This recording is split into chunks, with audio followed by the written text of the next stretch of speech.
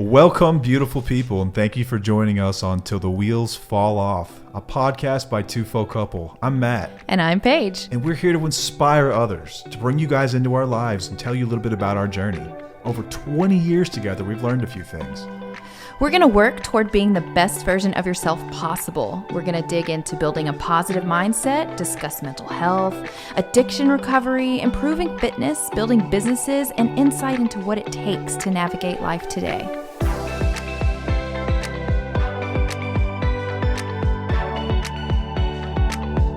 Welcome back. That was a good one. To another episode of Till the Wheels Fall Off. I'm Matt. I'm Paige. Good episode today coming up, requested by the Wheelies. Yes. On dry drunk. What is it? What does it mean? What do I do about it? Is there a cure for this? We have answers to all of these questions and more. Many of these are Wheelie submitted questions. Yeah, I was going to say I asked people to submit some questions on this topic and we got some good ones. I'm pumped about this one. Yeah.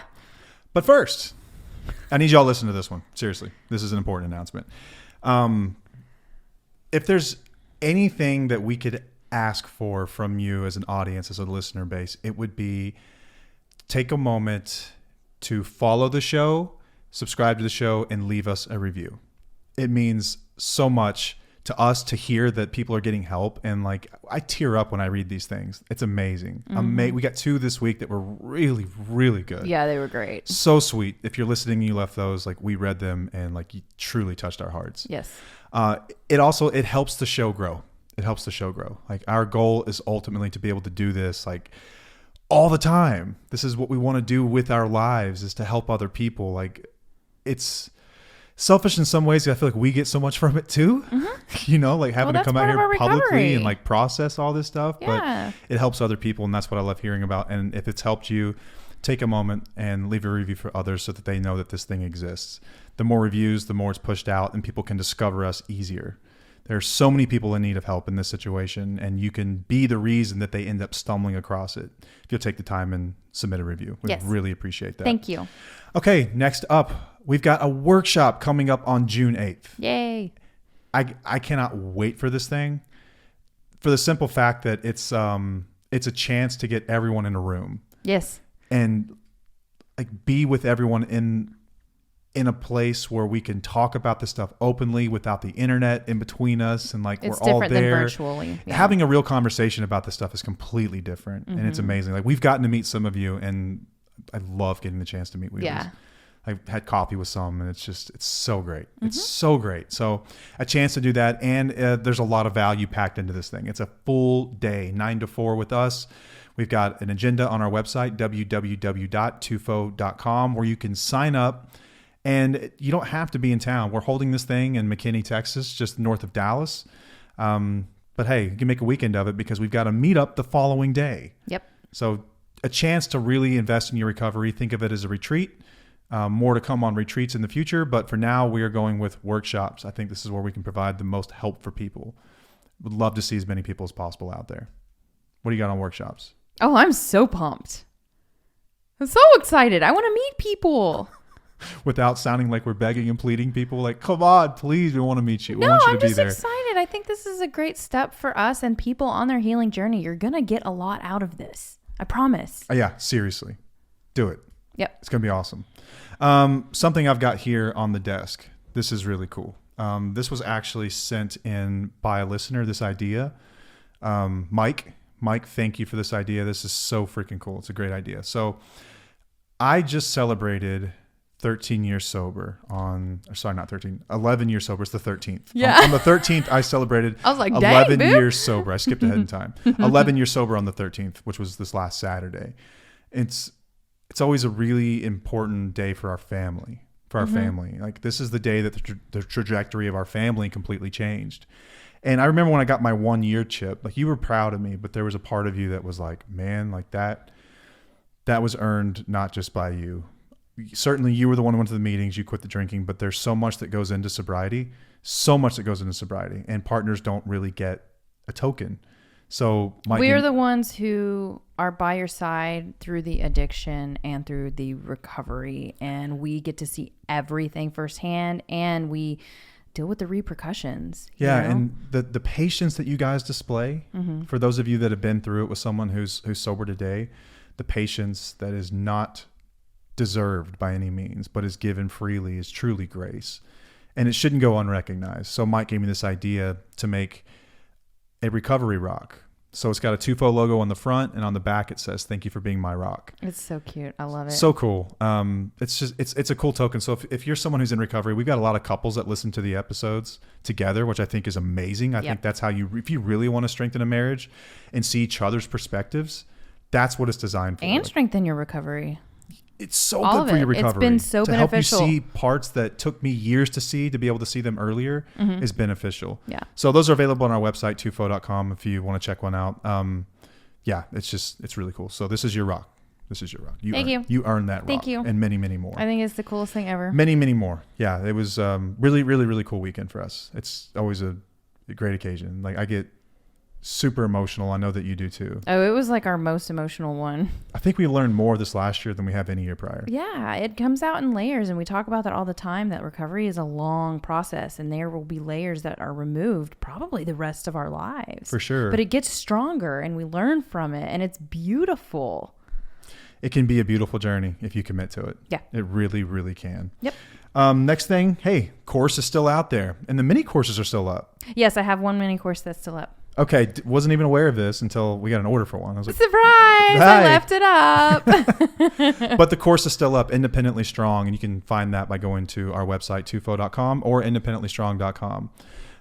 Something we are going to start doing for people who buy the course. So we do some free community calls as often as we can. Very, very busy schedules. It's kind of crazy, but here very soon we're going to be scheduling weekly calls. Paige will be holding weekly calls for students who've purchased the course to process what's going on in the course. I think that's probably the best way to get the most out of the content. Agreed. Because it can be challenging. It's stuff that no one really wants to look at, and it's tough to do alone. And it's designed like you're not alone. We're there. Dr. Taylor's there. Yeah. But to be able to process it with Wheelies, it's sort of like a workshop. Yeah, and I know that a lot of people, we've had some people say that they are scared to get the course. Yeah.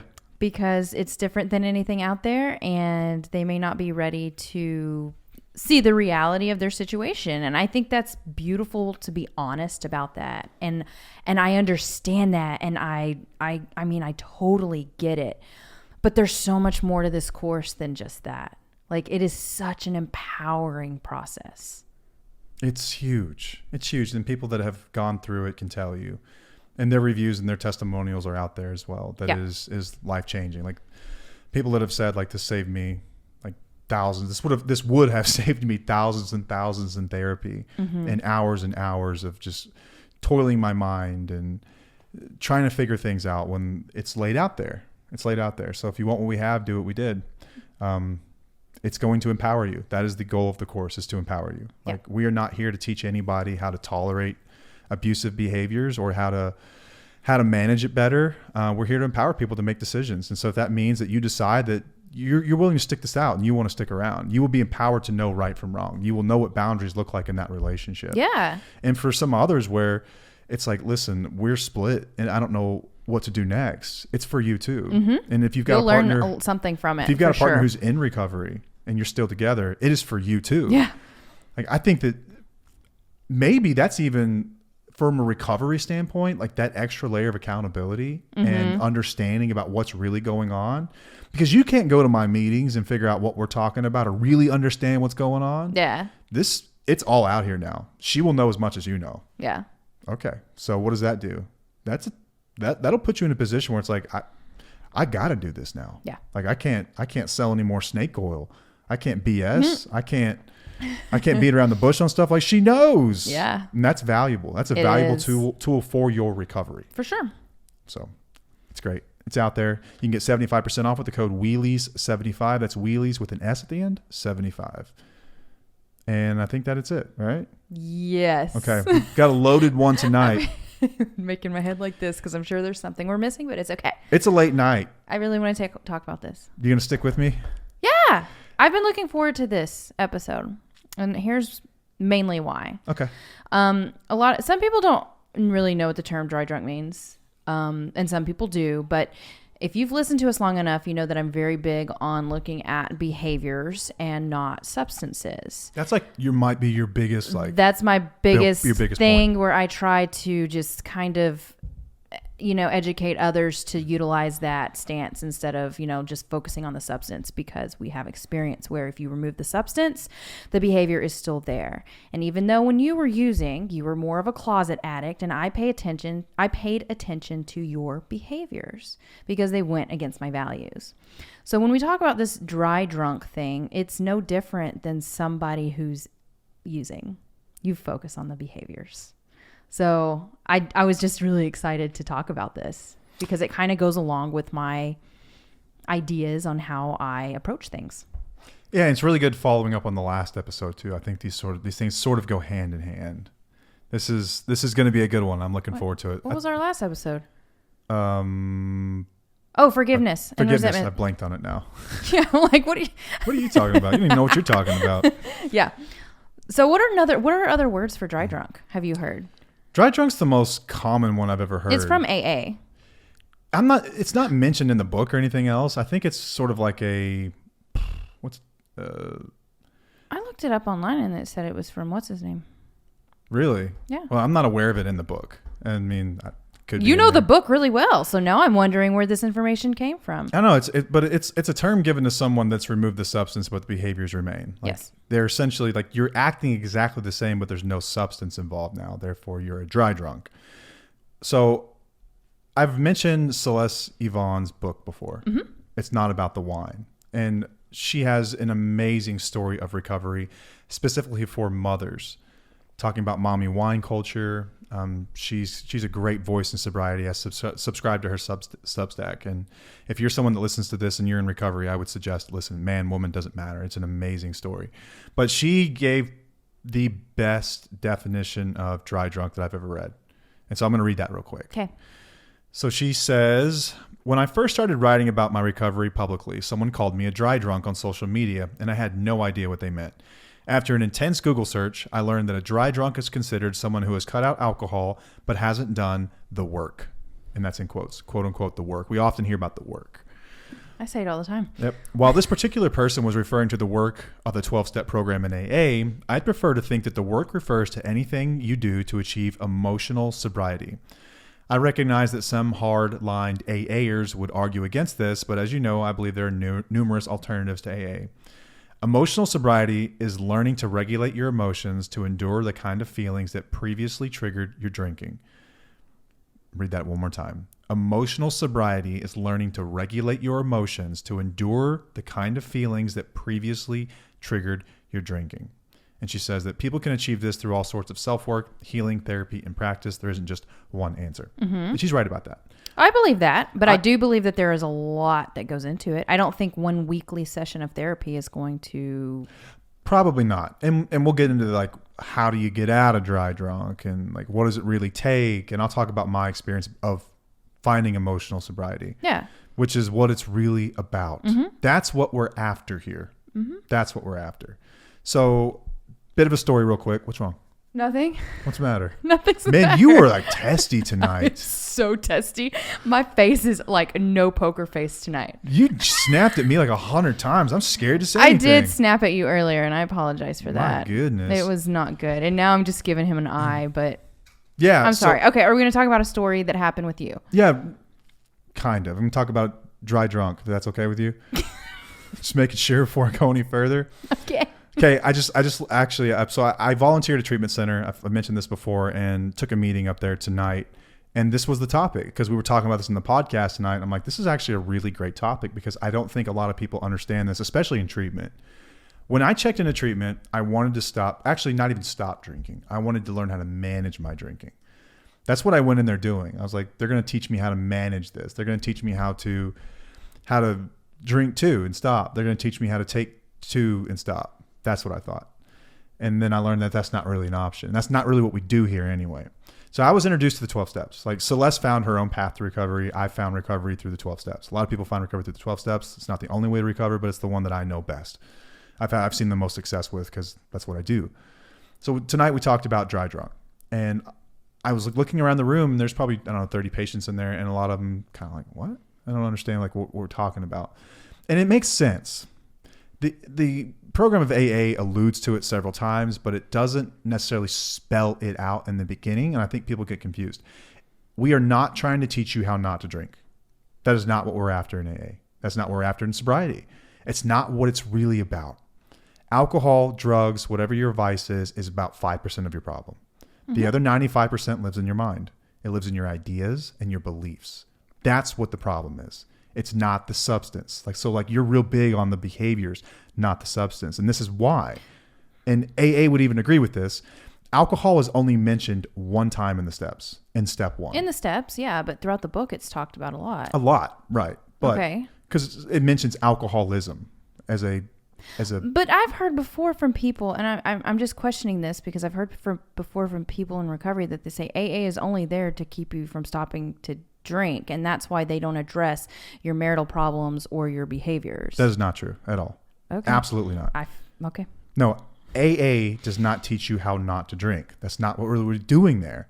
We are after emotional sobriety. True freedom from drinking is what Celeste describes, which is learning to regulate your emotions and deal with problems that previously triggered your drinking. That's what we're after. In order to do that, you got to dig deep beneath the surface. That's what an inventory is about. That's what everything. That's what it's really about. Mm-hmm. When you talk about marriage issues, now you're right. AA does not really discuss, here's how to fix a marriage. This is why TUFO exists, by the way, because no one really talks about that. How to fix a marriage. And what they do say about it, I believe, it's my personal opinion, and I'm a fan of the program, but it's not perfect, is I think it's outdated information a lot of the times too. Yeah, for sure. So modernized that's why it. we modernized it. Yes. This has been our experience. Because this is our way, and it worked out great. We have our Franken program. Yeah, but no, that's not what we're after. I mean, alcohol is mentioned in one step, and everything after that is about behaviors, actions, ideas, intentions. It's about what are you doing about the stuff that's lying within you. Like in AA, generally people go step 1, step 2, step 3, and they disappear. Mm-hmm. Call it the 3-step. They come in, they work 3 steps, and they disappear because they get to step 4, which is what we call the fearless and searching moral inventory. It's where you basically go through, let's find out the why. Let's discover the why. No one wants to talk about the why. They just want to stop drinking. But if you don't discover the why, you've really accomplished nothing. Nothing. And that's what dry drunk is about. Mm-hmm. It's about not uncovering the things that cause this or the behaviors that you take when you feel a certain way, or what you do with your emotions, or how you react rather than respond. And it leads to drinking. Alcohol is a symptom of a bigger problem. Absolutely. In my personal belief, that was my experience with it. Yeah. So dry drunk it's just that. It's someone that has removed the substance, but has done nothing to address the underlying behaviors that made them who they are in the first place, that made them resort to getting blitzed out of their mind anytime they felt uncomfortable. Let's deal with why you feel uncomfortable. Let's learn how to process that correctly. Then we can get, sober means nothing. Absolutely nothing. But you do have to remove the substance in order to get to the underlying issues. You're right. Okay, so I take it back. It means something, but very little I just want to make compared to what that the rest clear. of the stuff. Right. Yeah, you're not going to be able to do this work while you're still drinking. Yeah. No, you have to remove that first, but all that does is set the stage for healing possible later down the line.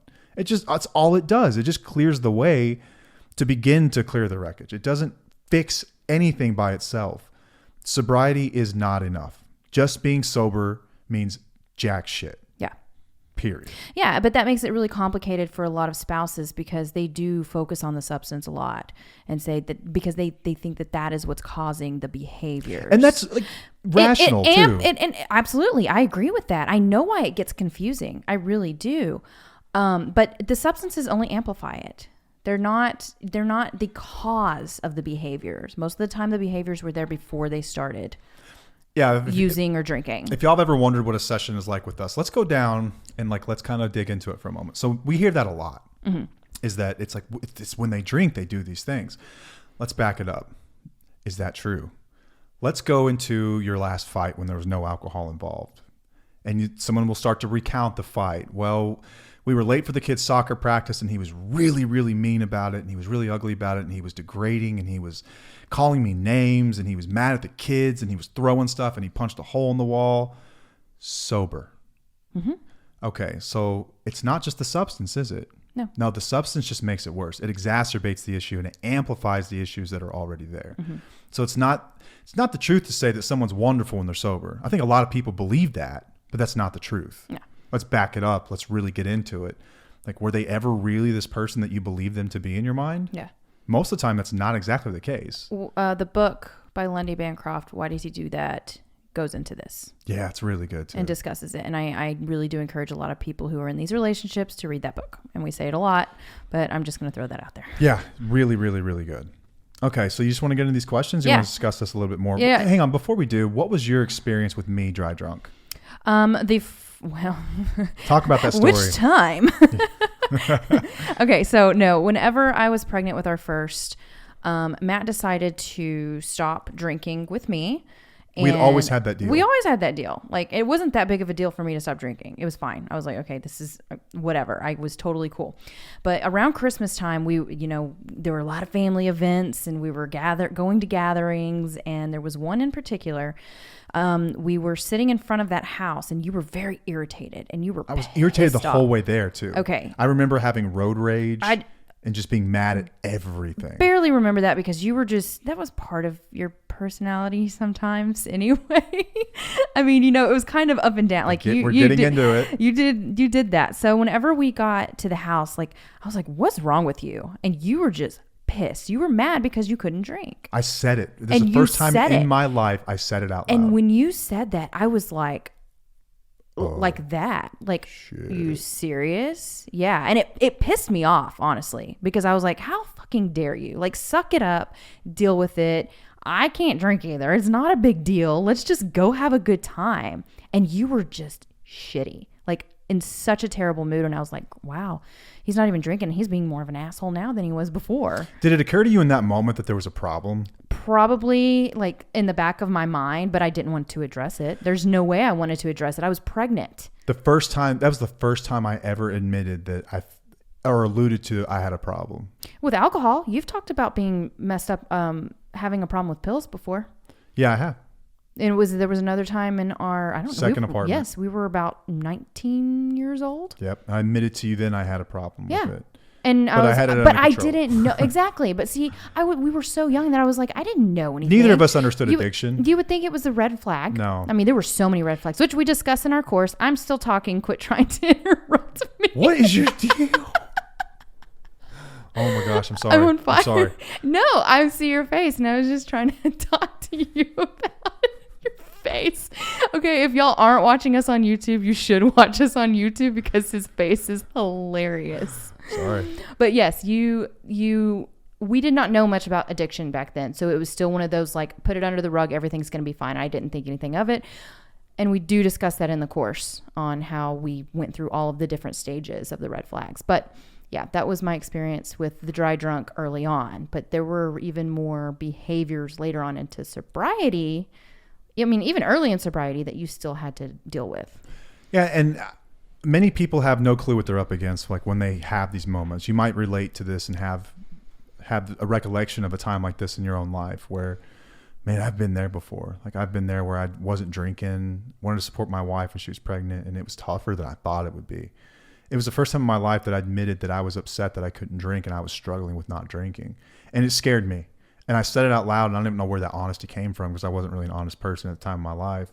But it scared me. I had no idea about the disease of the mind. I had no idea about the mental obsession. I had no idea about the allergy that kicks in whenever I have a drink or I have a pill. And it's just like that more thing that starts in my brain. Yeah. And we didn't know about any of that. I think most people approach drinking like they would any other problem, where it's like, okay, you're tired of slipping on a banana peel. Just freaking move the banana peels, dude. Throw them in the trash can. Problem solved. That's easy. Mm-hmm. You clap your hands. We're done. Yeah. It doesn't work that way. No. But many people approach it that way. And Yeah. I think that a lot of spouses, this is where I'd like to get into this bucket called sobriety. That's what, I can't take credit for that. Someone said this to me. I don't mention who they are, but it's a really good way to put it, I think. A bucket called sobriety.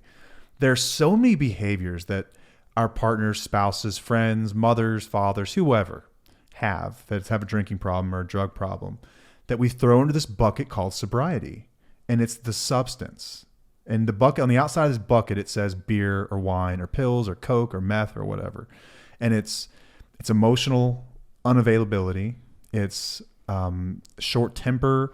It's the inability to get up on time. Lies. It's not able to hold a job. It's lying, gaslighting, deflecting, projecting, denying, all the behaviors that you see in this person that are throwing up your red flags. Like, man, this is just not right. This person ain't right. We throw it in a bucket called sobriety. And it's like, that's the problem. It's that they're not sober. So if we can just remove the substance, they're sober and we're fixed. And that is so rational and logical. I know why people go there. Absolutely. I do too. It makes perfect sense, It right? does, for sure. I've identified the problem. Let's remove the problem. Without understanding that the bucket's called brain. The bucket's called behaviors. The bucket's called ideas. The bucket's called, this is who I am. Yeah, yeah. This is me. That bucket has their name on it. This is a bucket of Brian. I don't know who Brian is. If you're listening, I'm sorry. I just picked a name.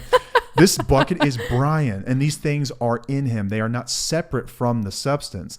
If the substance does anything at all, it just makes these things worse. But they exist even in the absence of the substance. That's been my experience, and that was our experience. Absolutely. And I've never seen this not be true. And many people experience it too, which is why this episode exists. Exactly. So that's what it's really about. It's these ideas that we have that these things are related to the substance, and it's not just the substance. So then it makes sense also that if you remove the substance, what happens?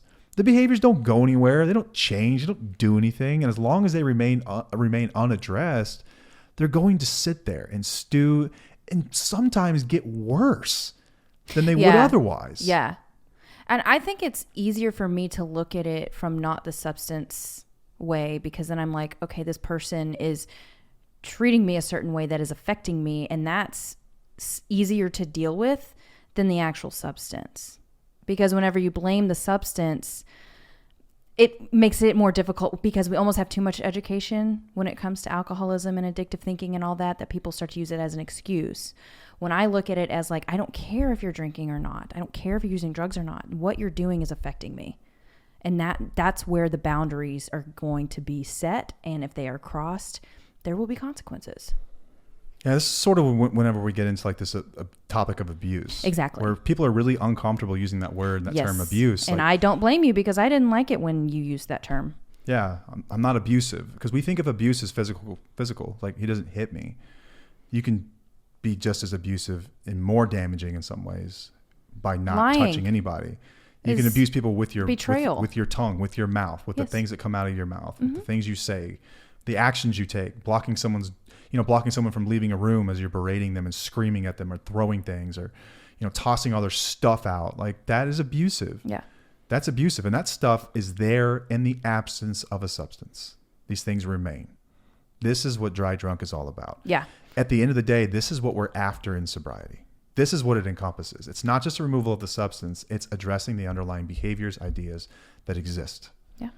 So that's what we're going to just explore today. I wanted to read something real quick, and the book actually addresses this. The book of Alcoholics Anonymous is sort of like our Bible, I guess you could call it, for lack of a better term. We actually read this tonight. So there's a chapter called Into Action. It talks about how to put this stuff into action, of course. So it says, the alcoholic is like a tornado roaring his way through the lives of others. Hearts are broken. Sweet relationships are dead. Affections have been uprooted. Selfish and inconsiderate habits have kept the home in turmoil. We feel a man is unthinking when he says that sobriety is enough. He is like the farmer who came out of the cyclone cellar to find his home ruined. To his wife, he remarked, "Don't see anything the matter here, Ma. Ain't it grand the wind stopped blowing?" It's a 1930s reference, but I think it's perfect. Oh, I agree. So on point. Yes. They knew this in 1939. Why this isn't more discussed, I don't know. I don't know why this isn't just common knowledge, but I hope that after this episode that people have more clarity on it. Agreed. That this is absolutely a thing. some people get really mad at the term dry drunk. Oh, yeah. Because it sounds degrading, and it kind of is, but it's not. But we use the word alcoholic and addict, and a lot of people don't like using that these days. So we kind of go against the grain. Story of our life. Not real big on getting my feelings hurt over labels. No. But yeah, they say it here. Selfish and inconsiderate habits have kept the home in turmoil. Selfish and inconsiderate habit. It doesn't say the drinking. At no point in that did I say the 10th beer, the 7th beer, or the Coke after the beer. That's what did it. No, it's the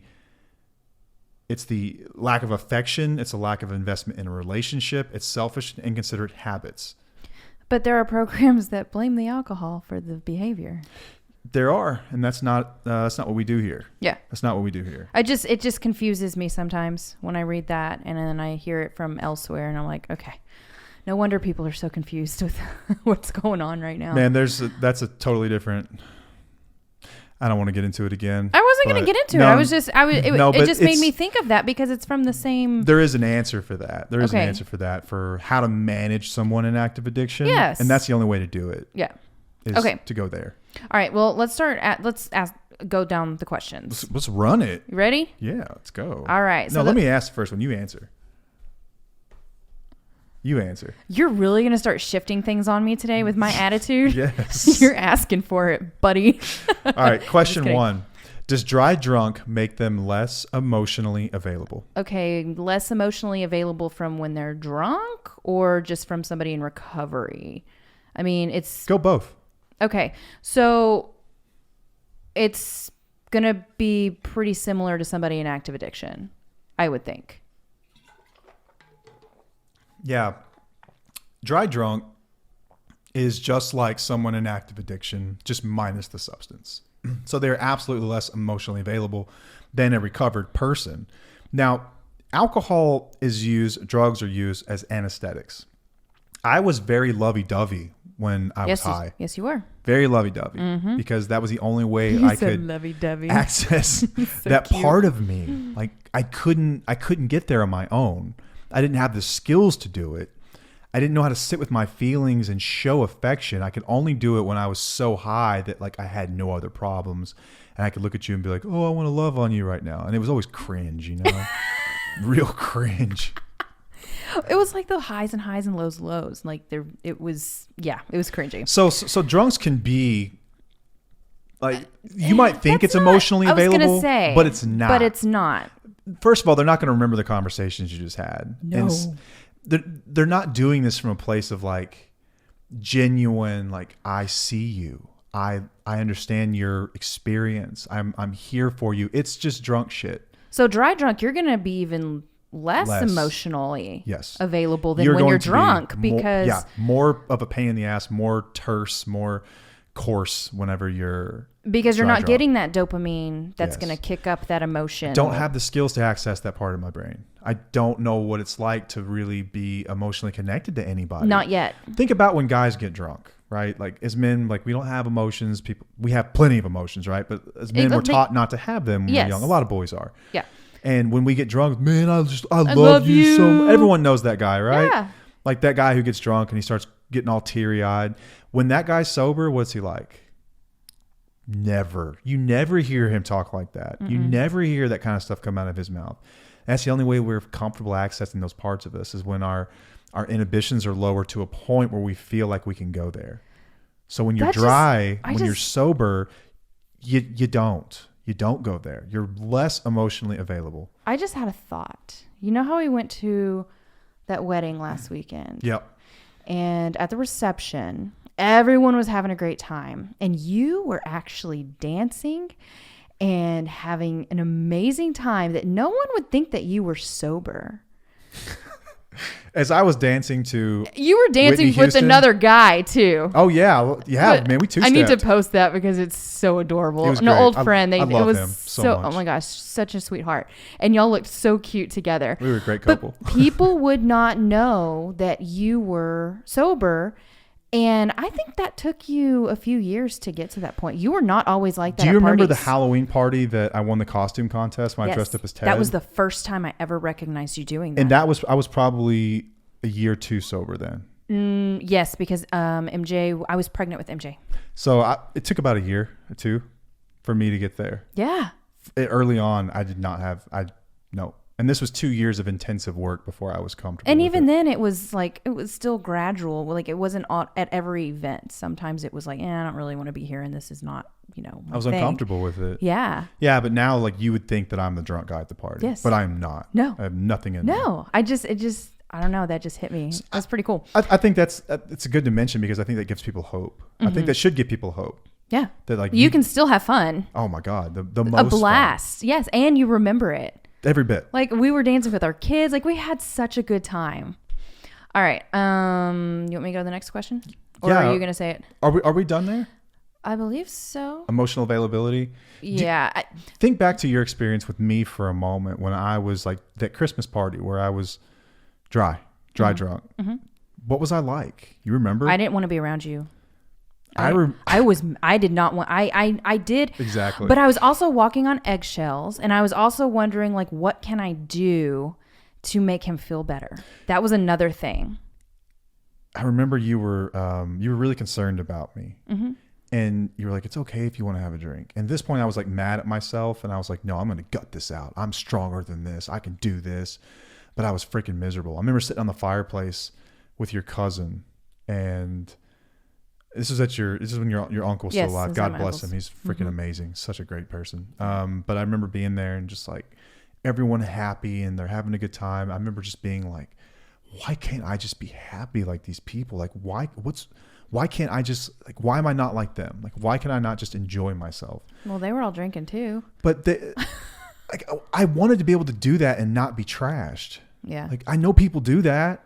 Why couldn't I? I was so mad at myself. That's right, because you couldn't like drink. You had to be effed up whenever you were drinking or using or whatnot. Like you couldn't have just 2 drinks and be okay. I had to be buzzed. You had to be really messed up. Yeah. But I just remember because, me being an empath, I would always take on your emotions. So I would feel like walking on eggshells around you at that party. And I was like, this is really uncomfortable. And that's just because I wanted you to be happy. I was like, why couldn't you just be happy and just normal? But that just goes to show that you have to work through it and change your behaviors and habits. That's the difference between an alcoholic or an addict brain and someone with a normal brain.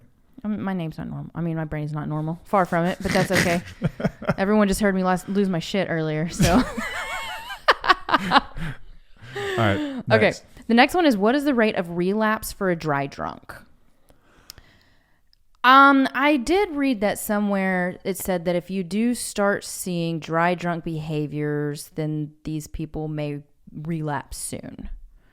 But there are some people who don't relapse at all, but they're still having the same behavior for 20 plus years. So that's, I don't think that that's a good indicator to think that somebody's going to relapse. Is it, or is it not? Relapse is high regardless. Like relapse rates are pretty high regardless. Yeah. There hasn't, and I read up on this, there hasn't been an actual study for, there's one, and it kind of alludes to some conclusions about this, but there's nothing that's really been done. Like, answer this question, what's the rate of relapse for a dry drunk? It's nuanced, right? So most people that recover don't do it through a 12-step program or therapy or smart recovery or anything like that. They just stop. So are those people dry drunks? It's a quantitative study, so it's a number of the measure of the amount of people that recovered over a certain period of time.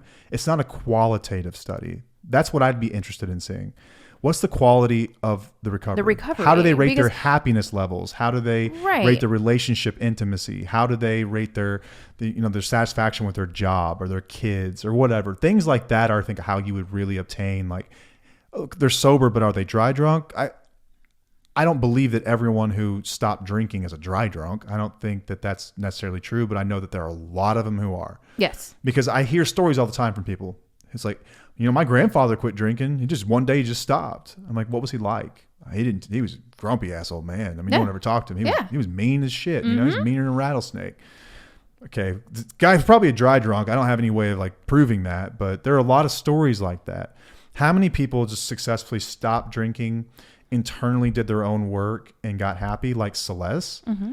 Far fewer, I would imagine. Mm-hmm. But rates of relapse are high, period. And the reason is, when you start to feel life again, when you start to feel these emotions that trigger drinking at one time, it's really hard not to take that easy medicine to go back to happiness and bliss. It's really hard not to.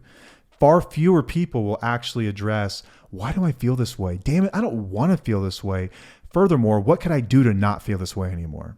So few people are willing to go that far to say, how can I develop a skill to get me out of this? They're just going to do the easy thing, which is to get drunk. Right. Or take the pill. Yeah. Or snort it or shoot it or whatever you do. Whatever it is, that you do. But to truly seek emotional sobriety is rare, period, I would say. I agree. It's just rare. I agree. That's what AA does. That's what a lot of sobriety programs teach. That's what they're ultimately after. But how many people stick around them? The rates aren't exactly clear. Like in AA, it's an anonymous program, right? But my experience has been about 5% of people stick around for a year. But then the rates of relapse decrease substantially over that time.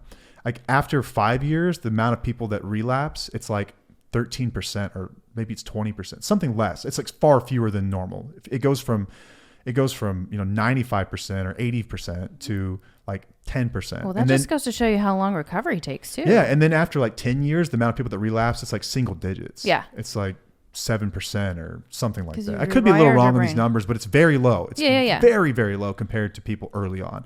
Early sobriety is tough. A lot of people relapse. Most people relapse. I relapsed many times before I finally got it. Well, before you went to treatment. Before I went to AA. But when you were doing it on your own. Yeah, I'm going to figure this out on my own, man. We all are. No, man, just like there are people who figured it out before. Just ask what they did and do what they did. I'm telling you, like that's a life hack for you if you're struggling. Just find someone that figured it out.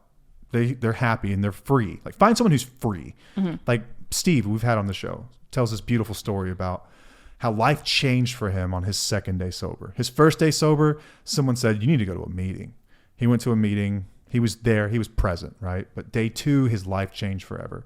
He looked across the room and he heard a guy who was telling his story. Like this guy was speaking his truth. And he looked in the guy's eyes. He goes, I could see it, dude. He was free. Yeah. He was free. It had been removed. He was happy and he was free. He had found a way out and I hadn't. And then he had these crazy thoughts. What would my life look like if this could actually work? And then why not me? And he got hopeful. But that's what we're after. It's that freedom.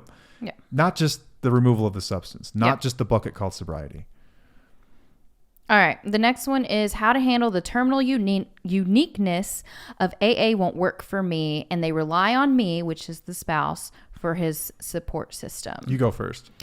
Are you sure? Because we talked about this earlier and you were like, you were testy. I want to see how it comes out this time. No, you were testy. Okay, whatever. Okay, well, first of all, like somebody wanting to rely on their spouse as their support system, like basically as their sponsor, is not going to work. Yes, you can be there as support, which is just being by their side, listening to them, telling them you're proud of them for what they're doing, but it's not actually, they don't need to be relying on you to keep them sober. That is not what anybody should be doing in a marriage. That was not our case, and I don't think I would want that job. I don't think that we would have been able to handle that. And what do you have to say about the terminal uniqueness of AA won't work for me? Well, to piggyback off what you just said, think about this. What do most of these men complaining about? Like, you're not my mother. Like, and you don't want to be their mother either. Oh my God, that's so true. So what are you doing with this where you want me to parent you and then you want to freak out on me when I try? Yeah. So how damned if you do, damned if you don't. And this is a great question. How do you handle that? How do you handle this terminal uniqueness, saying that won't work for me? That's just not for me. You know how many times I've heard that in my life? We hear this every single day. Dude, AA wasn't for me either. Every day. It wasn't for me either, right? But it works if you do it. I don't care. Exactly. Just do it, right? So this is not a spouse's role. And here's why. If you haven't gotten sober before, you don't have the experience of what it's like to deal with those emotions. You don't have an addicted brain. You don't know what it's like to fight those urges. You don't know what it's like to deal with the triggers. You don't know what it's like to develop the skills. Why are you asking someone who's not an expert to be an expert? That's what it really boils down to.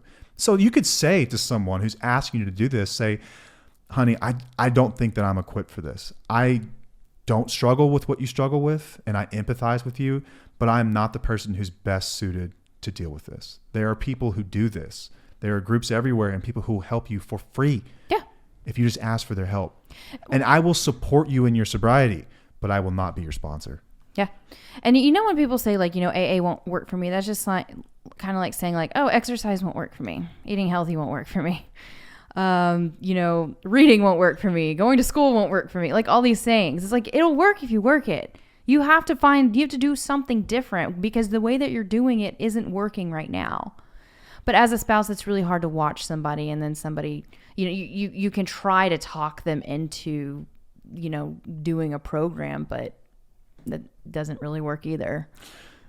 It's about your values too. Like, I don't get anything for talking of we don't get money for recruiting people to AA. Like, it's not an MLM, you know? Yeah. All I do is I cast a wide net of hope, and I hope that it resonates with one person and they can hear that I'm genuine, I'm sincere, I'm authentic in my story, my experience with it. And they could just have that magical thought, why not me? Well, if it worked for that idiot, why couldn't it work for me? Yeah, but there's also other programs you can look into. There are solutions. There are options. There are solutions. Absolutely. There are things out there that you can look into. Yeah. I'm an advocate of AA because that's how I found freedom. Right. But I've since read about many other ways to do it. And it's not the only way to do it. I concede that. But it is the most available that's out there. Like you can find an AA it's anywhere. wherever you are. Right. It's easy to get to, and you're going to find people in there who have achieved emotional sobriety. Yeah. It's possible, guys. It's possible. It works if you work it, and that is so true. It's like exercise. You mentioned that. There are people who can't lose weight, and they've tried everything, or they say they have anyway. Mm-hmm. And say, okay, well, if you would just eat these foods right here, these foods, and exercise doing these exercises for this amount of time, you will get exactly what you want. Mm-hmm. And they'll look at that and say, that won't work for me. That's not going to work for me. Okay, so what makes you different? That's my question. Always. What makes you different? Let's hear it. Tell me how unique you are. I can't wait. You love that, don't you? Oh, yeah. I just get giddy. I'm like, I can't wait to hear how special you are. And they tell me, and I'm like, okay, yeah, I had all the same concerns, man. Just cast them aside and trust that it works if you do the work. Yeah. It's not for people that need it. It's for people that want it. That right there. So you have to want it. Yep. Or nothing will work. Yeah. You will find some reason that everything won't work. Exactly.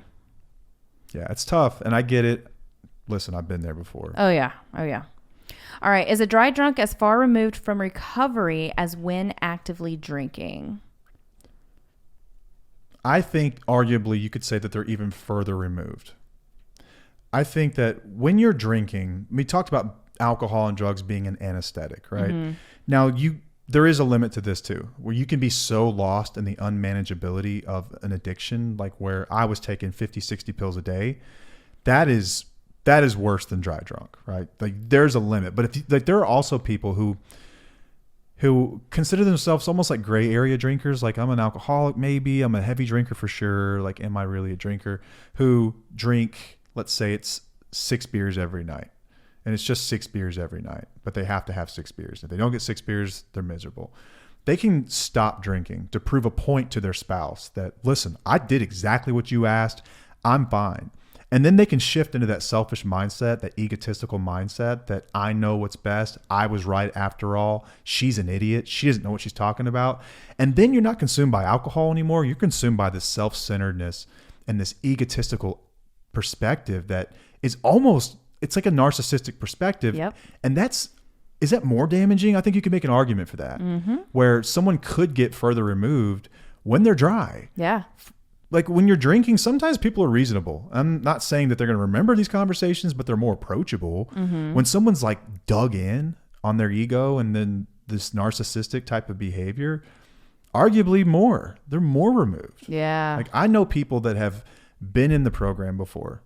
I've known people when they were using. I've known them when they've been in the program, and I've known them when they've gotten out and they're dry. And like, dry is the worst. Mm-hmm. It's the worst because they have knowledge now that I know it. I know. Yeah, I know. People that say that, man, no, you don't. You don't. Mm-mm. But if you can convince yourself that you know a solution, you figured it out, and you're a genius, that's dangerous. People that think they found a solution and they haven't is freaking dangerous. Yeah. That's like when the narcissism stuff kicks over. Yeah. It's really bad. So true. Oh, that was solid. I don't have anything to add to that one. Can or how do you communicate better with a dry drunk? So can you communicate better with a dry drunk? And if so, how? It's very similar to communicating with somebody who is in active addiction. The only difference here is that if you're going to have a conversation with this person, and they're still having the behaviors, they may say, well, I'm not drunk anymore. I'm not drinking. Once again, I'm possibly fine. more difficult. Yeah, more difficult because you've taken away their substance, but they're still communicating the way that they were in active addiction. I've got a tip here. Okay. So we talked about the bucket called sobriety. Yep. I think that for so long, spouses are asking to stop drinking, and they're wearing people's ass out about the drinking. Oh, you bought beer again. You bought, the 99 bananas or Fireball or whatever crap people drink these days. I don't know. Did you say bananas? 99 bananas? You haven't seen that one? No. That's a popular one. Okay. It's like Fireball banana flavored. It's like a liqueur, I think. Gag. That's disgusting. I've heard. I haven't tried it, but I've heard it tastes like banana Laffy Taffy. Okay, well, I like banana Laffy Taffy. That stuff's fire. Yeah, banana I agree. Laffy Taffy is the best Laffy Taffy. Fight me. Everyone knows that. Green's the second. The green apples. What do you like, grape or something, weirdo? No, I just like the banana. I don't like the other ones. You don't like the strawberry one? I think one there's either? cherry. Is there cherry? There's a strawberry for sure. I don't know. There could be a cherry. Strawberry's okay. Banana's the best. What was the question? Okay. You had a tip on how to communicate better. Okay, so we talked about the bucket called sobriety, right? Yeah. For so long, people have begged and begged and begged and begged for sobriety with not really realizing what they're asking for. Mm-hmm. So I think it's important to frame what you're actually asking for. And we've talked about some of this in our past episodes. I don't remember the names of them now. There's been a few. But to have a conversation, and this is helpful in any conversation, right? If you can own your part in a disagreement, it's really helpful to disarm other people. Mm-hmm. So you can have a conversation, you pick the moment, but it's got to be the right moment where they're not irate or angry. You don't do it in the middle of an argument, right? Say, I've been asking you to stop drinking, and I didn't realize I was asking for the wrong thing. I thought for so long that it was the alcohol, but it's so much more than that. It's that I feel like you're an unavailable partner to me sometimes. I feel like you don't support me and help me around the home with the kids, that I'm alone on an island sometimes. I feel like you're not available to me like we had talked about when we first got together. And those are the things I'm missing. That's what I'm after. So when I was saying sobriety, I was asking for the wrong thing. Mm-hmm. I think that's probably the most effective way to communicate with this person about what's really the problem. Like what are you really actually seeing that is causing a problem in the relationship? Mm-hmm. And you're right, it's the behaviors. So address the behaviors. Yes.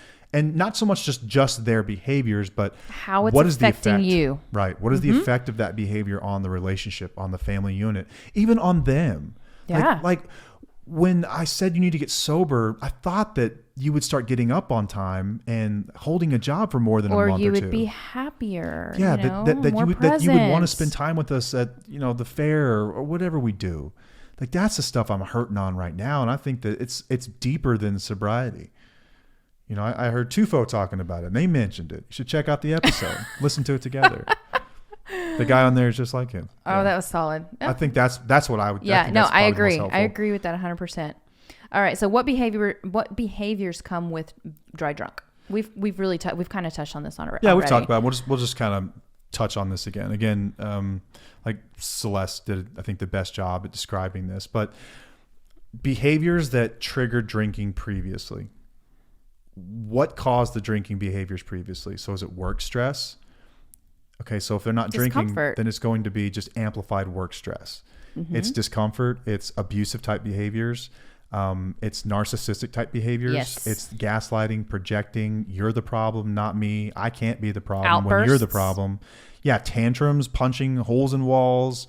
Not having like productive conversations. Yeah. Like it'll go in circles. Absolutely. Just like it was an active addiction. Yeah. It feels like you're in a relationship with a very emotionally immature person. That right there. That's really what it's about. Mm-hmm. So those are the behaviors that come with it. And people know it when they're in it. And we see this from a lot of wheelies where they'll come in and be like, he's been sober for, sometimes it can be quite some time, but most of the time it's pretty early on. It's like 4 to 6 months or 8 months. It's like, I thought things would be getting better, but nothing's better. Like he's still the same person. If they're still the same person they were, that's a great sign. And they're not working a program. That's always a common denominator. I don't see this with people who are really dedicated to getting better. Right. There are still going to be parts, obviously, but there's progress. There's progress. There's progress in different parts of their area, different parts of the behaviors. Did we have a question about that before we just diverge on that real quick? I don't know. I think that we were going to talk about more of it down here, maybe. Okay, well, let's come back to that about the thing we talked about on my way home today. Yeah. About when to invest, when to go. I think that someone had to ask that question. Okay. All right, you want me to go to the next question? Yeah. All right. Communicating with love that we are proud they're sober, but there are still behaviors that need to be addressed. That's pretty much what you just discussed It's back to that. It's on back how to to that. have the conversation. You can be proud that somebody's sober. I mean, that's an achievement in itself.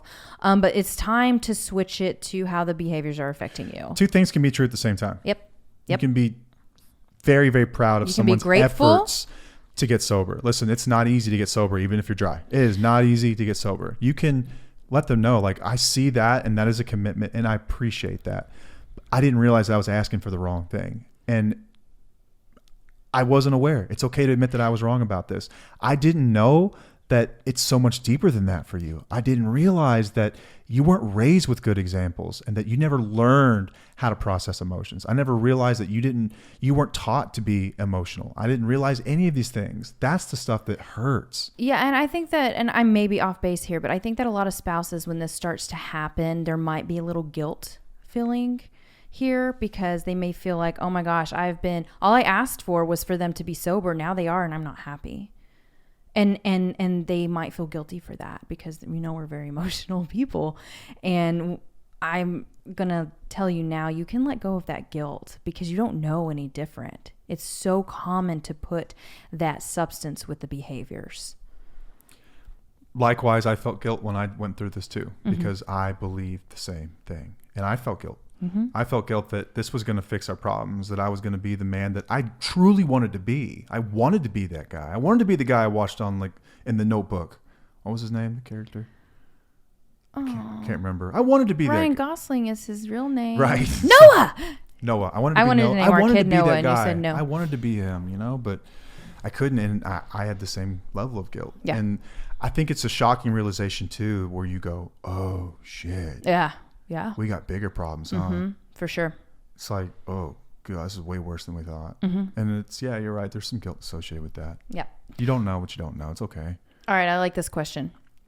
Are they self-aware? Do they see their blame shifting, manipulation, etc.? No. It's kind of like what you said earlier with people who have been through programs and then they come out and then they're like, they think they know it all, but they're still not working it. And they're back to where they were at square one, and they're not self-aware of who they are. Those who have narcissistic traits are typically not self-aware. Typically, yeah, you're right. Absolutely right. So about that. We've talked a lot about alcoholism and addiction and how these people present themselves very similar to narcissists and how the abuse feels exactly the same. Exactly the same. Now, there's a difference between being a self-aware asshole and being a non-self-aware asshole. That's true. I think every couple can have a fight at some point where you're just like, when you just get fed up and you're like, all right, I got time. Let's argue. And like, you're just going to argue. And like, even when you point at me, I'm thinking about you. So you just want to argue. Where's my self-awareness? Narc.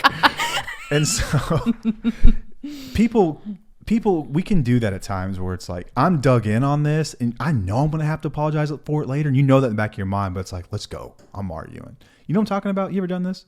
No. You've never once argued with me to like argue about something dumb. No, I try to prove my point is right. That's what I'm talking about. But I'm not doing it and then going to apologize later. When you're wrong?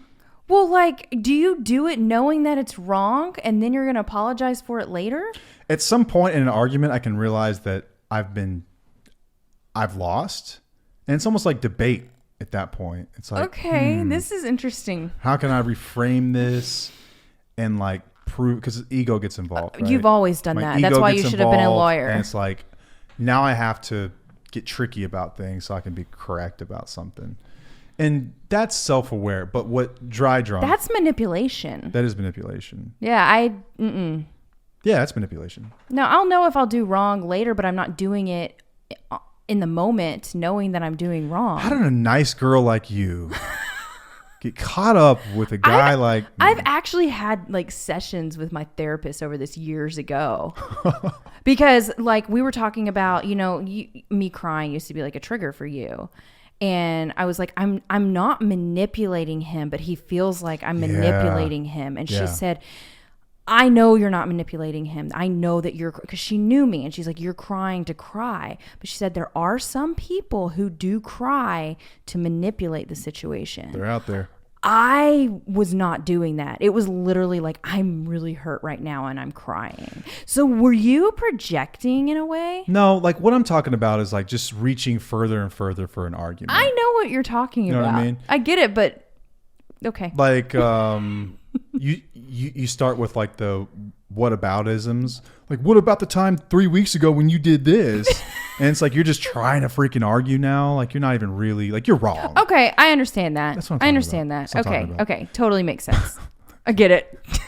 It's a great conversation. Everyone does babe. That, right? Like, oh yeah, for sure. That kind of crap. Oh, where for it's sure. Like, For sure. My ego's involved now, and I'm just gonna find an angle where I can. It's like I can prove now wrong. I'm pissed, and I just need to like bring something up that's gonna like basically, right? Okay, but are people self-aware? When someone's dry drunk, if someone's a narcissist, no, they are generally not self-aware about these things. They feel justified and they feel right in their anger. They feel right in their explanations and their defense of themselves. They're generally not in a sane mind. Like you're not dealing with someone who's rationally thinking about the problem.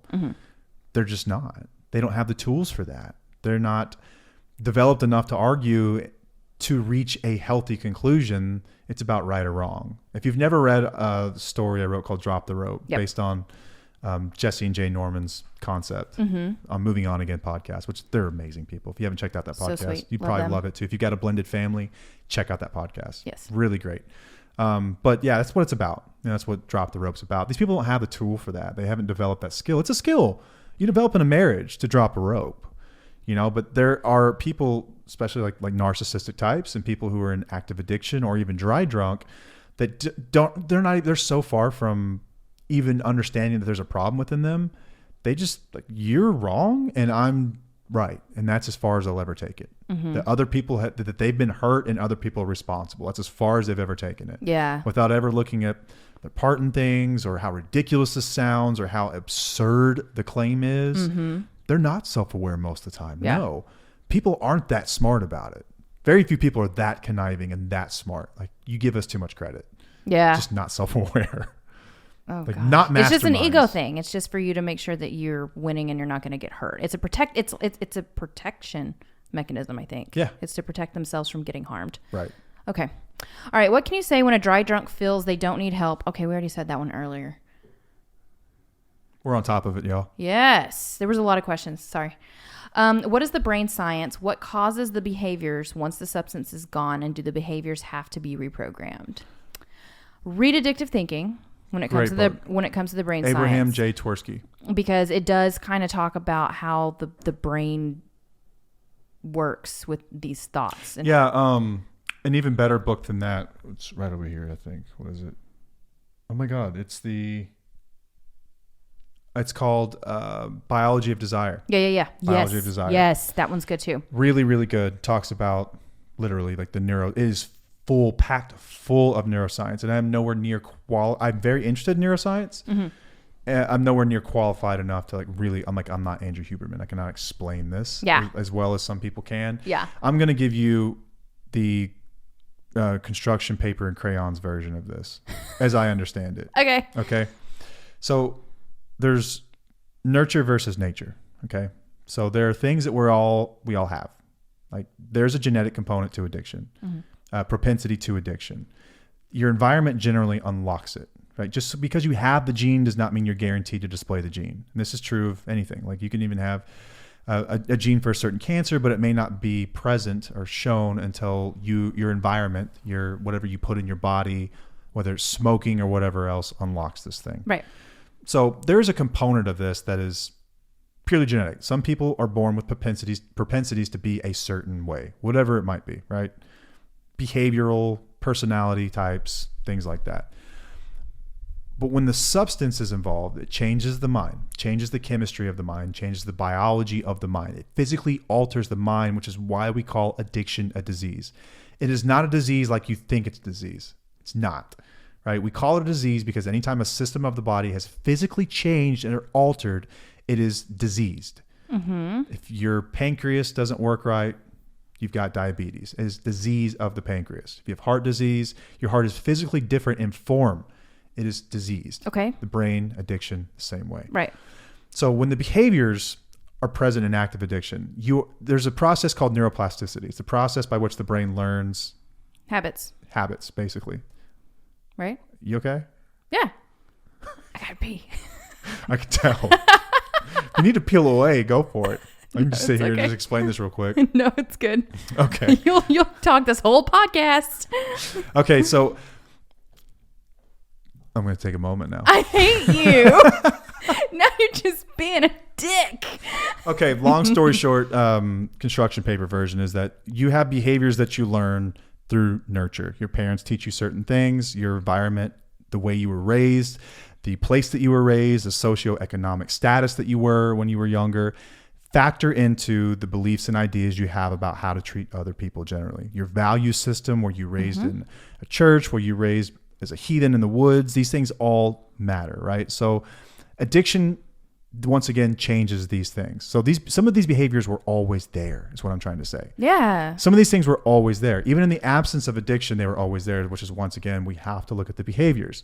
Now, neuroplasticity is a beautiful process. The same process by which we learn bad things, we can learn good things. Mm-hmm. So it's not lost. So you can absolutely reprogram the mind. Absolutely. You can reprogram the mind. I have reprogrammed my mind. Mm-hmm. We've talked about this. I don't know if I'm a recovered narcissist who had a drinking problem and pill problem, or if I'm a recovered drug addict that had narcissistic type behaviors. Yeah. I don't know. And I wish I would have really seen a psych at one point long before this ever started.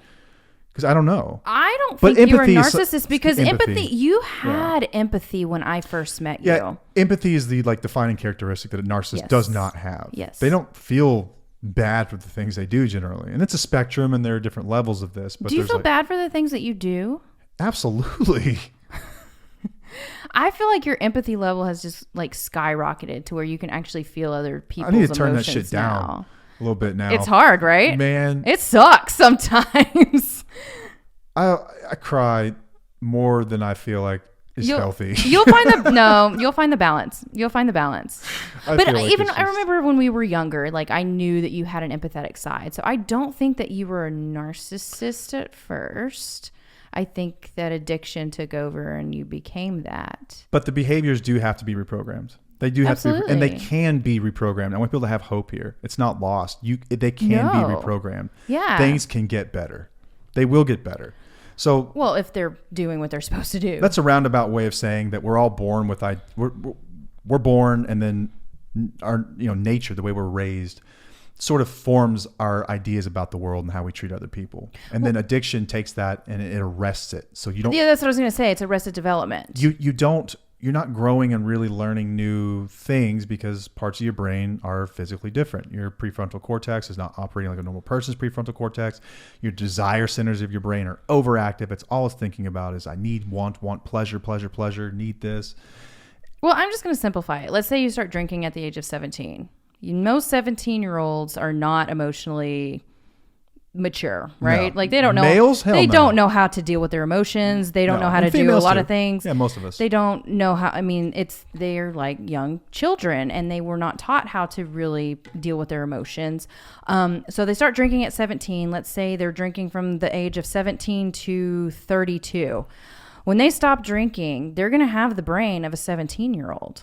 When it comes to their emotional availability. When it comes to their emotional else, availability. absolutely. And that's why it's going to take time for them to recover from that.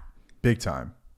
So, yeah, that's what I've always looked at it as a form of arrested development. So that's what causes the behaviors too once the substance is gone. They're there. They were there before. Yeah. Yeah, you are a 17-year-old brain dealing with, like, our mind emotionally, dealing with the input that a 30-something-year-old responsible for with kids, so children, and a wife, and a job. Responsibilities, home, you like don't all have of that. the You don't tools have or the it. skills to deal with these things. No. That's exactly what it felt like to me. It's like when I got sober, I'm like, I'm 17, but I'm not. Yep. This sucks. It was horrible, but you can learn. You catch up quick too. Yep. Okay, so I liked this one. Setting boundaries aren't as simple because you can't just say, I'm removing myself if you continue to drink.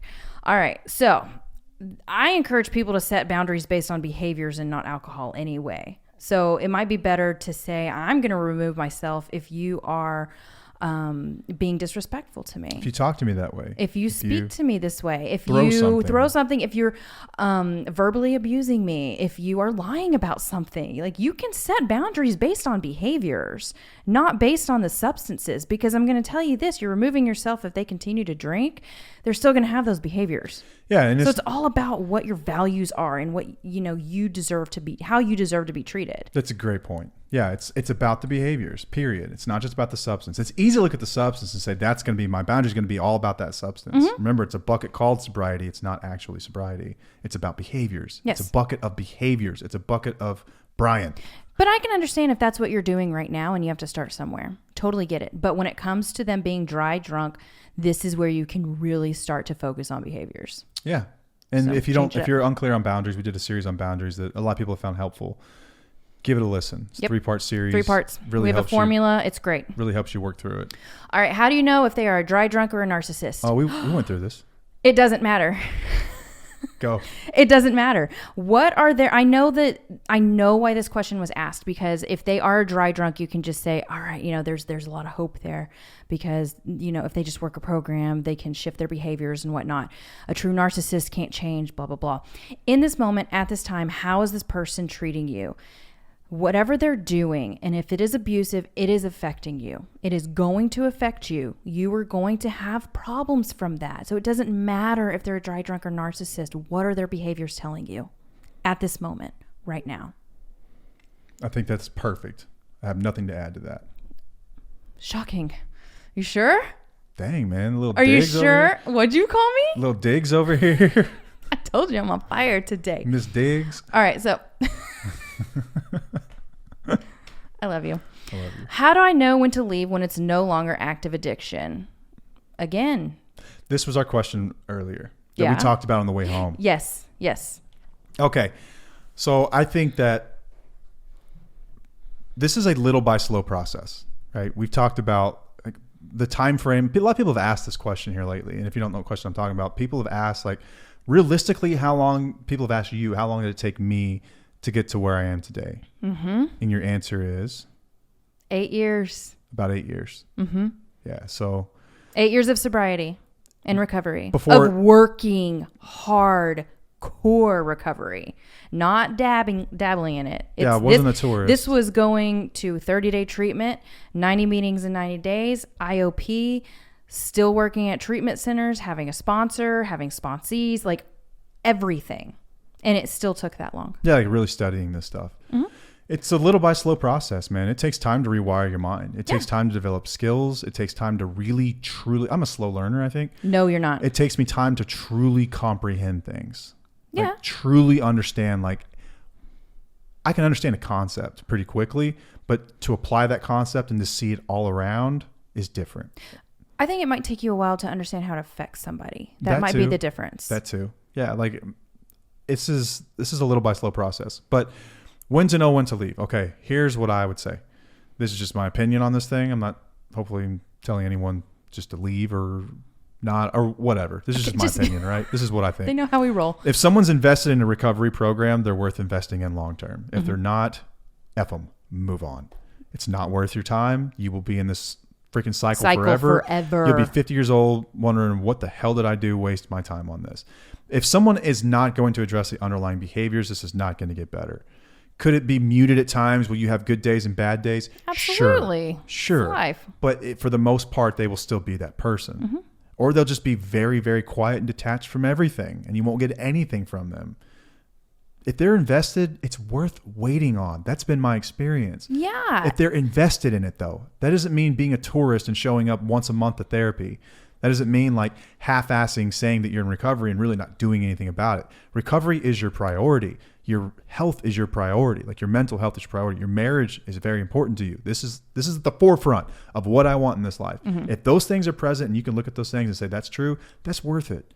It gets better. Yeah. If they're working it. Yeah. Stick around, it gets better. Yes. But if they're not, it doesn't get better. No. And you're going to recognize different, layers of things changing. You're going to recognize progress in different areas. You're not going to recognize progress in all areas at all. It just doesn't work that way with this.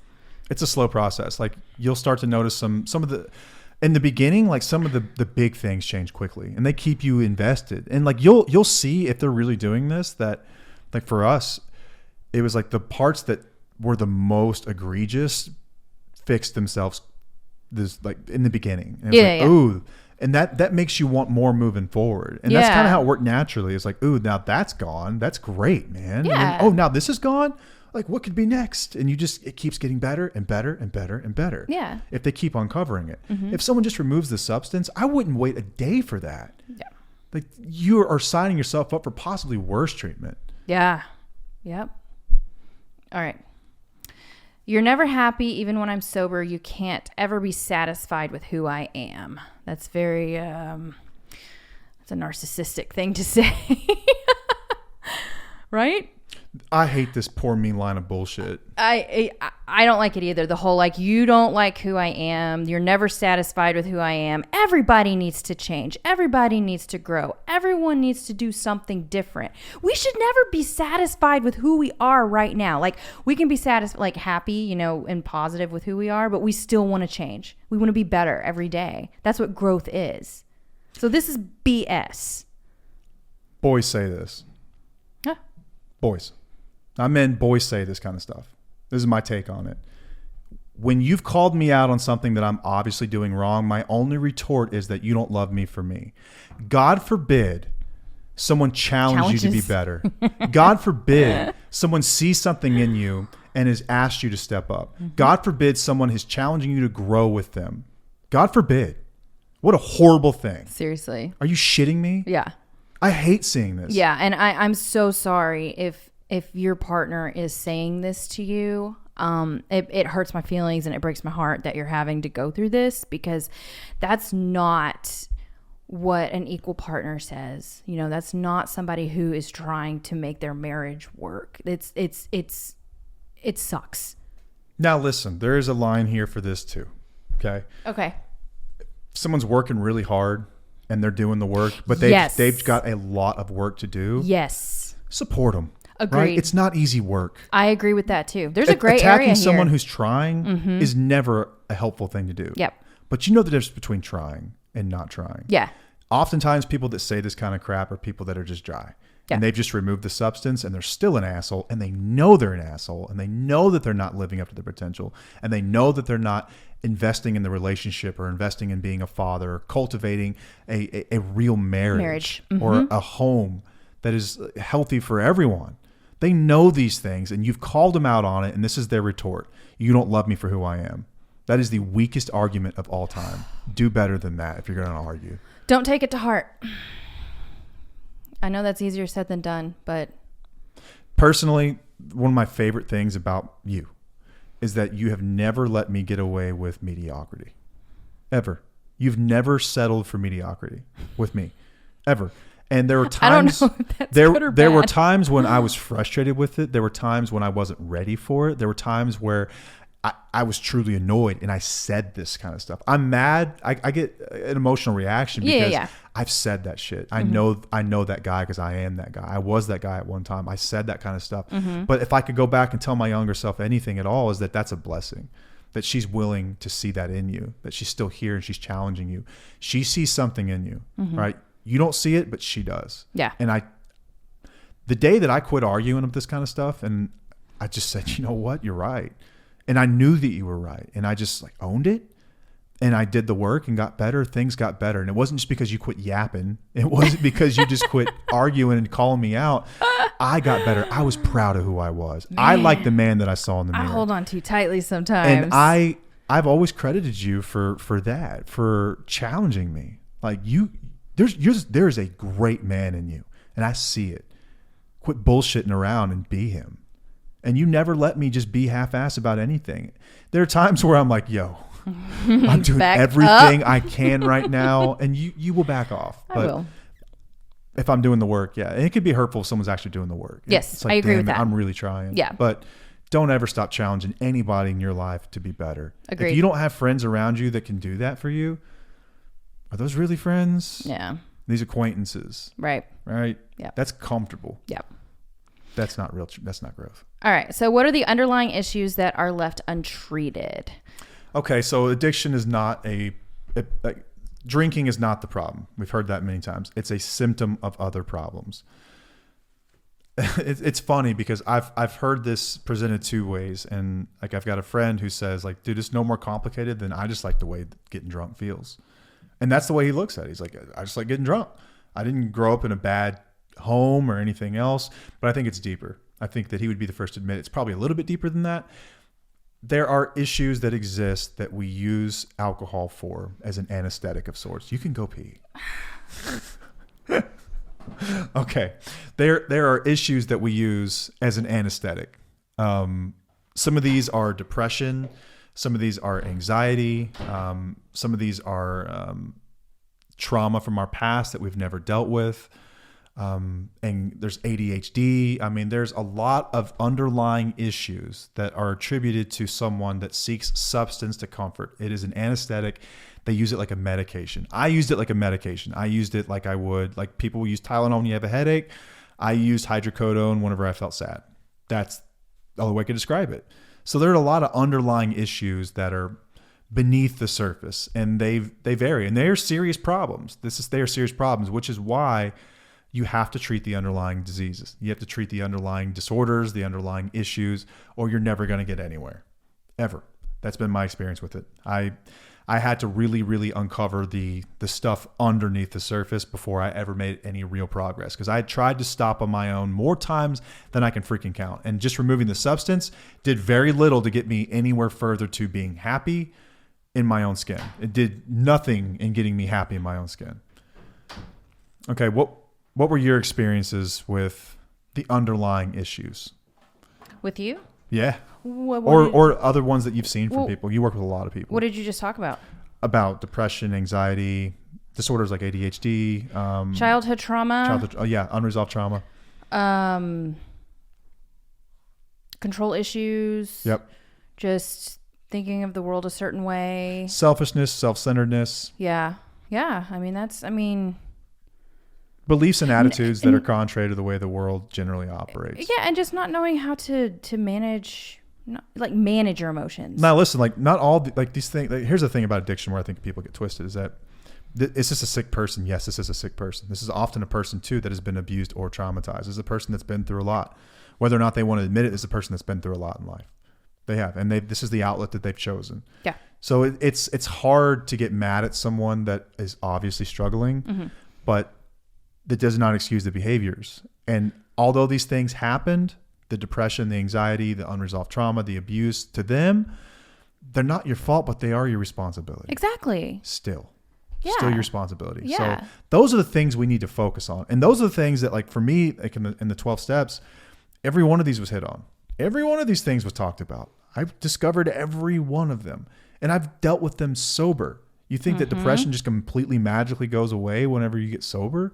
Right. No, I've been depressed and sober. Yeah, you have all of the emotions. You say you feel everything stronger, but you just know how to deal with it now. Yeah, these are normal emotions that people have. These are normal things people have. I have ADHD. And you're not passing it on to somebody else. When people still have underlying issues and they're not addressing it, they are going to pass it on and affect other people. Yeah. And it's up to us to not, to set boundaries and not tolerate certain behaviors so that they do have to dig into their issues so that they can heal from them. Yeah. The longer we allow it to happen, the longer they're going to stay within their untreated issues. Absolutely. Yeah. And that's a hard truth, but that's just how it is. Absolutely. They have to have those don't want to say suffer the consequences, because it's not really consequences. It's something, it's almost a gift for them to have to deal with their underlying issues, because then they're becoming a better, human being. They're able to deal with life a little bit better. Emotions buried alive never die. Exactly. They will come back. You have to face these things eventually. And the only way out is through. Mm-hmm. All right. So this is the last question. Why are sugar or smoking addictions so necessary for dry drunks? Matt, you touch on this one. Okay. Dopamine. It boils down to dopamine and compulsive behaviors, right? Yeah. When I was in treatment, I started smoking cigarettes, and I'm not a smoker. Well, you were. We both smoked cigarettes for a little. We smoked off and on for years. But when I went into treatment, I was using tobacco. Chain smoking. I was using Copenhagen. Oh, you were? Yeah. But I didn't use Copenhagen unless I was buzzed. Like, I didn't do it when I was sober. It increased the buzz. Right. So it became like a compulsive habit for me. When I got sober, they took away caffeine.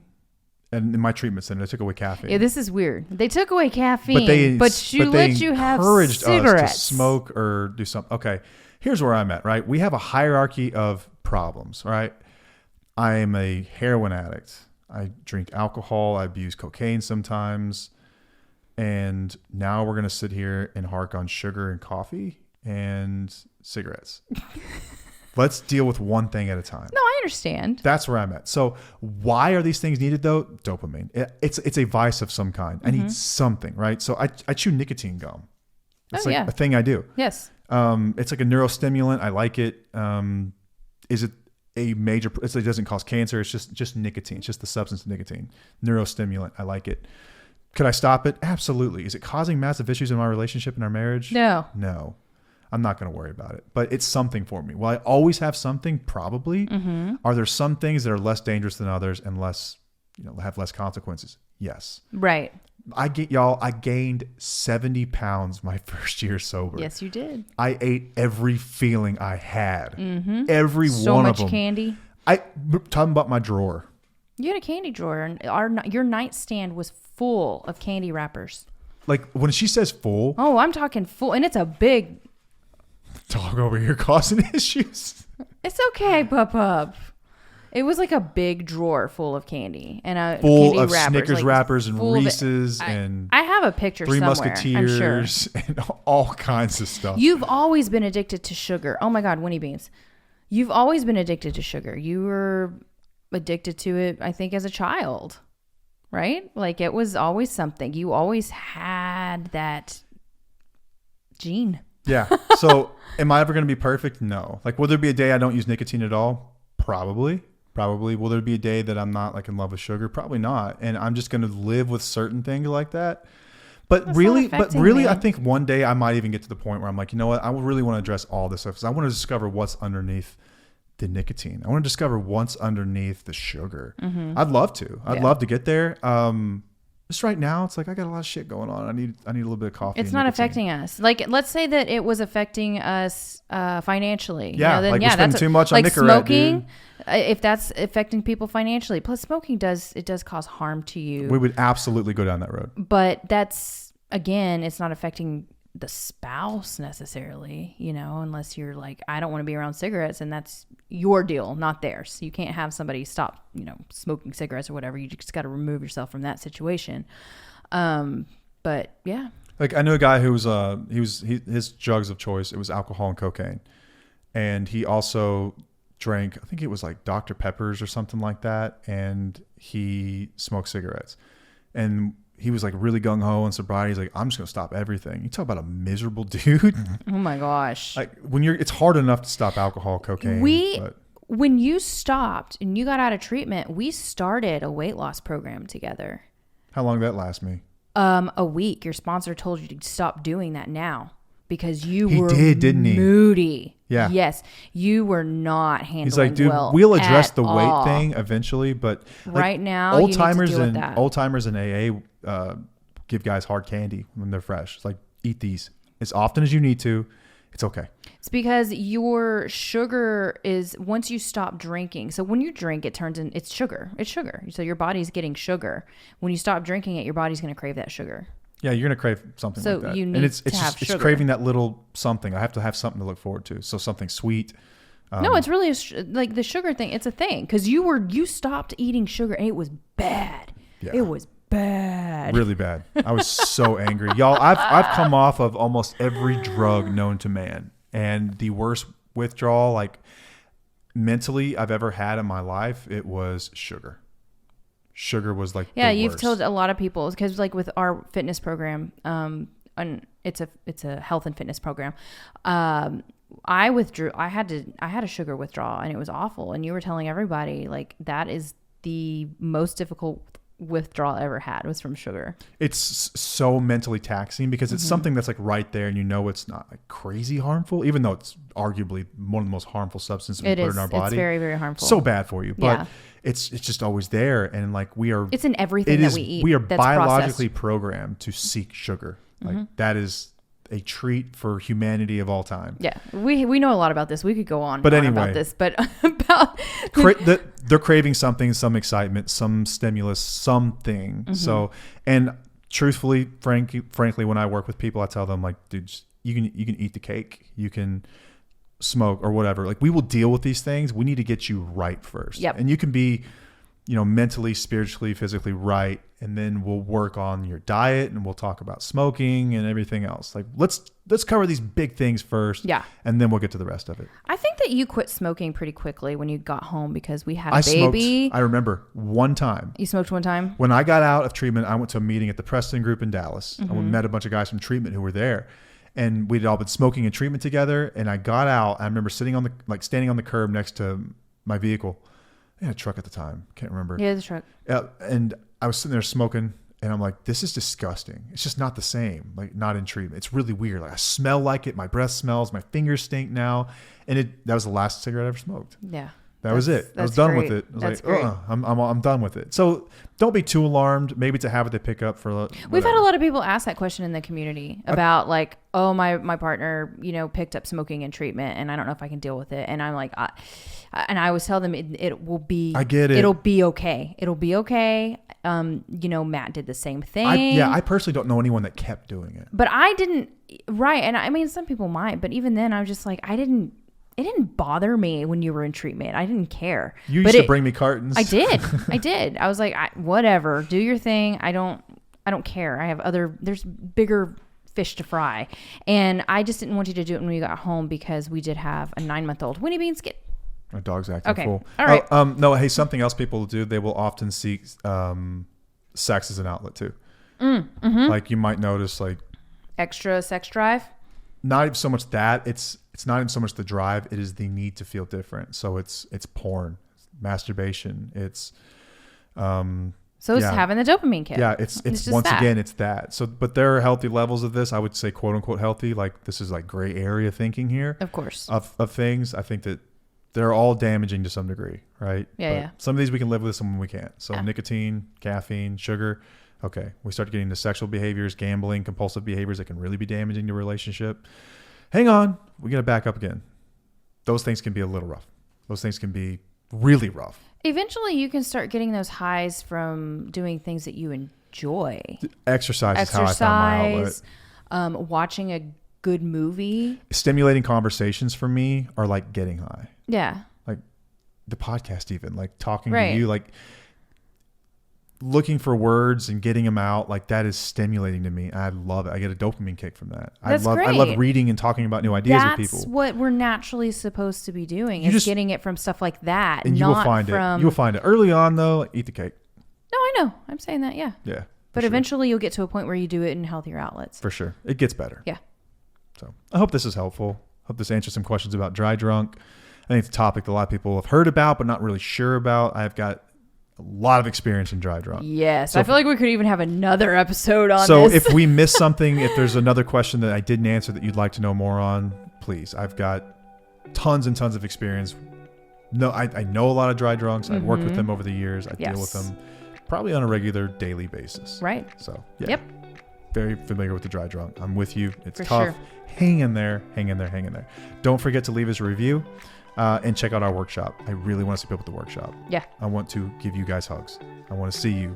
We want to see you. I cannot wait. Yeah. It'd be so cool. Yep. We love you guys to death. So until next time, I'm Matt. I'm Paige. And we'll see you. Bye.